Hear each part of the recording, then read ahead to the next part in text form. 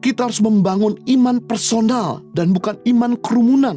Iman adalah bahan dasar untuk memulai hubungan dengan Tuhan. Goal daripada iman bukan untuk menggapai semua mimpimu atau cita-cita kita, tetapi goal daripada iman yaitu menggapai cita-cita Tuhan, yaitu Tuhan ingin punya hubungan dengan kita.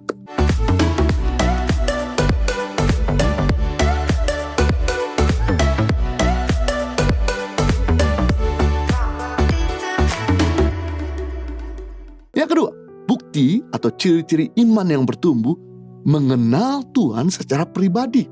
Memiliki hubungan intim secara pribadi dengan Tuhan. Kita harus membangun iman personal dan bukan iman kerumunan. Iman adalah bahan dasar untuk memulai hubungan dengan Tuhan. Goal daripada iman bukan untuk menggapai semua mimpimu atau cita-cita kita, tetapi goal daripada iman yaitu menggapai cita-cita Tuhan, yaitu Tuhan ingin punya hubungan dengan kita.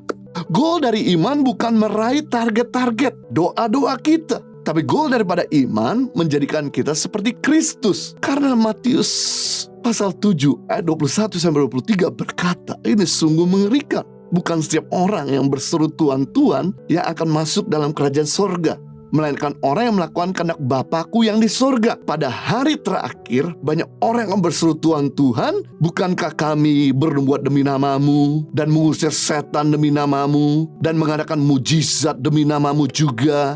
Pada akhirnya, di situ Tuhan akan berterang dan berkata kepada mereka, aku tidak pernah mengenal kamu, hanyalah kamu daripadaku, karena sekalian pembuat kejahatan. Nah, kita bisa melihat di sini, kenapa Tuhan berkata jahat kepada hamba-hamba Tuhan yang melakukan mujizat. Kenapa Tuhan berkata jahat kepada anak-anak yang berseru kepada Dia atau berdoa kepada Tuhan. Sebenarnya tidak ada salah dengan orang yang suka berdoa, malah bagus. Tidak ada yang salah dengan orang yang mengusir setan dan menyembuhkan orang yang sakit, malah baik. Tapi yang salah dari mereka ini tidak punya hubungan pribadi dengan Tuhan. Mereka tidak mengenal Tuhan. Mereka tidak melakukan kehendak Allah, makanya mereka ditolak dan dibuang. Tuhan tidak berkenan sama mereka. Iman kita akan menjadi sia-sia jika kita tidak mengenal Tuhan secara pribadi. Iman kita akan menjadi kandas alias mati kalau kita tidak melakukan firman Tuhan. Buat apa kita punya segala-galanya tapi jiwa kita binasa? Buat apa kita jadi hamba Tuhan,